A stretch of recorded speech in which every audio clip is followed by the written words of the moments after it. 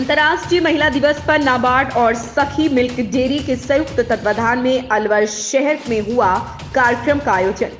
कार्यक्रम के दौरान विभिन्न क्षेत्र में उत्कृष्ट कार्य करने वाली लगभग 40 महिलाओं को किया गया सम्मानित। कार्यक्रम के दौरान 40 विभिन्न संस्थाओं के द्वारा लगाई गई स्टॉल।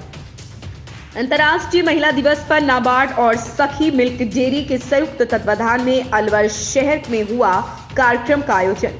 कार्यक्रम के दौरान विभिन्न क्षेत्र में उत्कृष्ट कार्य करने वाली लगभग 40 महिलाओं को किया गया सम्मानित। कार्यक्रम के दौरान 40 विभिन्न संस्थाओं के द्वारा लगाई गई स्टॉल। 8 मार्च को अंतर्राष्ट्रीय महिला दिवस मनाया जाता है। इस महिला दिवस के विभिन्न उद्देश्य निहित होते हैं। महिला सशक्तिकरण हो या अन्य महिलाओं से संबंधित मुद्दे हो, इस दिन बढ़ चढ़कर इन मुद्दों पर चर्चाएं की जाती है। अलवर में भी इस अंतर्राष्ट्रीय दिवस के अवसर पर विभिन्न कार्यक्रम आयोजित होते रहे हैं। इसी अंतर्राष्ट्रीय महिला दिवस के अवसर पर आज अलवर के स्वरूप विलास होटल में सखी मिल्क प्रोड्यूसर कंपनी और नाबार्ड के संयुक्त तत्वाधान में एक कार्यक्रम का आयोजन किया जा रहा है और इस कार्यक्रम के दौरान महिलाओं से संबंधित विभिन्न जो स्वयं सहायता समूह रहे हैं उनकी प्रदर्शनियां लगाई गई हैं। जैसा कि अब आप मेरे पीछे देख सकते हो कि युवा जागृति जो संस्थान है बानसूर, इसके तहत भी यहाँ पर कई प्रदर्शनियों का यहाँ पर आयोजन किया गया है। अब यहीं पर इन्हीं प्रदर्शनियों के माध्यम से ये महिलाएं जो स्वयं सहायता समूह है, जो एक महिला सशक्तिकरण का प्रतीक भी मानी जाती है, ये यहाँ प्रदर्शित कर रही है किस प्रकार हम अपने हाथों से प्रोडक्टों को निर्मित करते हैं और क्या इनकी विशेषता होती है। इन्हीं से महिलाओं से हम जानकारी प्राप्त करेंगे। मैडम, ये प्रोडक्ट जो हैं ये आपने खुद ने बनाया? हाँ जी, हमारे से जो काफी महिलाएं जुड़ी हुई हैं तो हम उनको ट्रेनिंग वगैरह देते हैं और वो महिलाएं ये बनाती है हाथ से। आप कहाँ से हैं? बानसूर संस्थान से जुड़े? बानसूर से हैं, युवा जागृति संस्थान। तो ये जो आप बना रहे हैं, जो ये बैग आपने बनाए हैं, तो इन बैगों को आप किस प्रकार तैयार करते हैं? ये जैसे जूट का होता है इसमें और जैसे बांस की लकड़ियां होती हैं तो उनसे ही महिलाएं इकट्ठा करती हैं और फिर बनाती है। आपका जो ग्रुप है वही तैयार करता है? हाँ जी, हमारी महिलाएं। ये जो बैग्स हैं हेडलूम के, जो भी यहाँ पर आइटम नजर आ रहे हैं, इनके स्वयं सहायता समूह के द्वारा ही यहाँ पर तैयार किए गए हैं, जैसा कि उक्त कैंडिडेट के द्वारा बताया गया।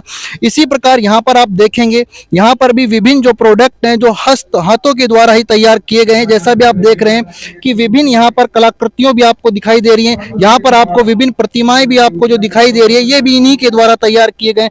मैडम, ये किस प्रकार तैयार किए जाते हैं? नमस्कार, मेरा नाम कंचन सैनी है और हम बानसूर युवा जागृति संस्थान से आए हैं। ये जो सेल्फ हेल्प ग्रुप की महिलाएं हैं वो स्वयं तैयार करती है गाय के गोबर से दीपक और साथ में जैसे लक्ष्मी और गणेश जी की मूर्तियां।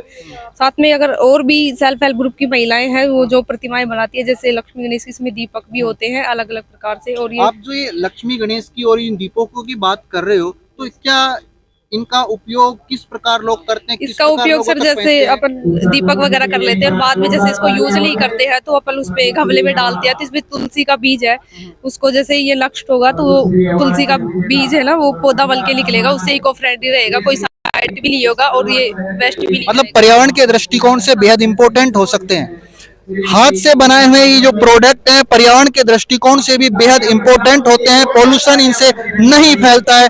इसी प्रकार यहाँ पर जो आपको प्रोडक्ट यहाँ पर दिखाई दे रहे हैं, इनको भी आप क्या है मैम? ये सर ये मिलेट्स बाजरे के प्रोडक्ट्स हैं।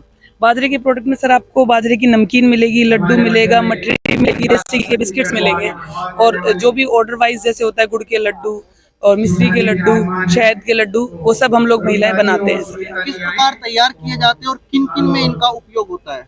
सर ये हम महिलाओं द्वारा तैयार किए जाते हैं। जैसे हमारे बाजरे को ही ले लीजिए आप, बाजरे का अगर आप आटा सिंपल पीस के रखेंगे तो 5-7 दिन बाद खराब हो जाता है। लेकिन सर हमने इसको एक तकनीक से यूज़ किया। हमने इसकी जो बाहर का कड़वापन होता है उसको निकालने के लिए 2 पोटलियाँ बनाई, उसको ठंडे पानी में और गर्म पानी में 3 बार प्रोसेस करके उसको सुखाया, उसके बाद इसको पीसा। उससे सर इसका जो कड़वापन है ये आटा लंबे समय तक टिकता है। और जब इसमें मॉइस्चर ऐड नहीं होता, जैसे लड्डू है वो प्योर घी में बन रहा है तो इसमें पानी बिल्कुल ऐड नहीं हो रहा, तो 6 महीने तक की इसकी लाइफ हो जाती है। तो ये लंबे समय तक लोग खा सकते हैं। और अगर किसी का मन, आपके द्वारा ये जो प्रोडक्ट जो निर्मित किए जाते हैं तो इनकी कितनी सेल होती है, क्या खर्चा निकल पाता है? हाँ सर, इसमें अच्छे से हमारा खर्चा निकल पाता है। आप सबको पता है बाजरे की क्या कीमत थी। बाजरे की कोई कीमत नहीं थी। बाजरे को लोग या तो जानवरों को डालते थे सर्दियों में, या फिर कोई शौक के तौर पर रोटियां खाता था। अब रोटी शहरों में इतना विकास हो चुका है कि बाजरे की रोटी को कहा जाता है कि बिना घी के आप खा ही नहीं सकते।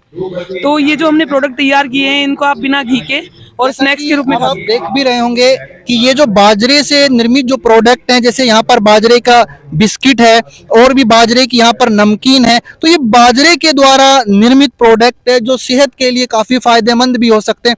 इसी प्रकार यहाँ हम देखते हैं इसी युवा जागृति संस्थान के द्वारा गुलाल को यहाँ पर रखा दिखाया जा रहा है। ये आपने तैयार किया है? जी सर, ये मैंने तैयार किया है हर्बल गुलाल, जो अलग अलग मतलब फ्रूट जैसे गेंदे के फूल हुए, सब्जी पालक वगैरह इनसे तैयार किया हुआ कलर है हमारा।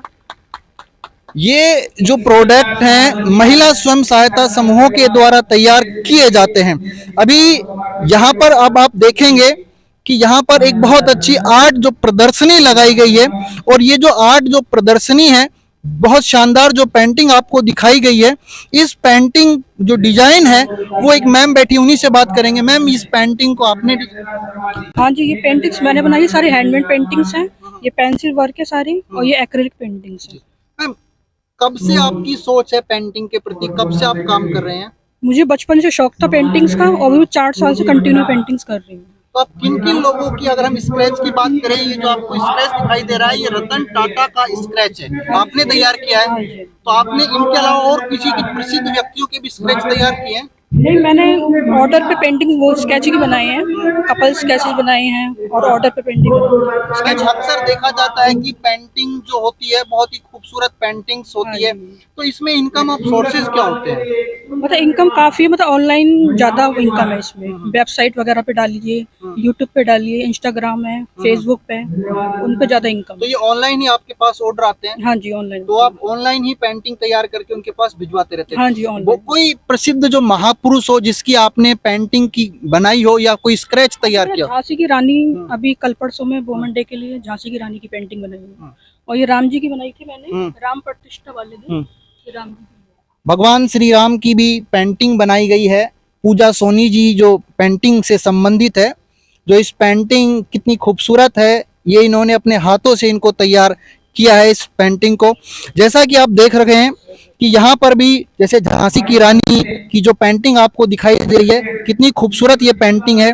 इन्हीं कलाकारों के द्वारा इन पेंटिंग को तैयार किया। इस प्रकार महिलाओं के द्वारा कुछ और हाथ से कुछ प्रोडक्ट बनाए गए हैं, जिसी प्रकार आप देख सकते हैं कि ये भी कई प्रोडक्ट हैं जो हाथों के द्वारा बनाए गए हैं, जो कि महिलाओं के काफी उपयोगी भी हैं।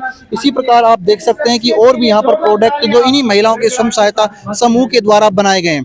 ये जो महिला सशक्तिकरण जो दिवस है, जो प्रतिवर्ष 8 मार्च को मनाया जाता है, इसी महिला सशक्तिकरण के दिवस के अवसर पर अलवर में इस विशाल प्रदर्शनी का आयोजन किया गया, जिसमें महिला स्वयं सहायता समूहों के जो निर्मित जो उत्पाद हैं उनको यहाँ पर प्रदर्शित किया गया। संदीप यादव, वॉइस ऑफ प्रतिज्ञा, अलवर।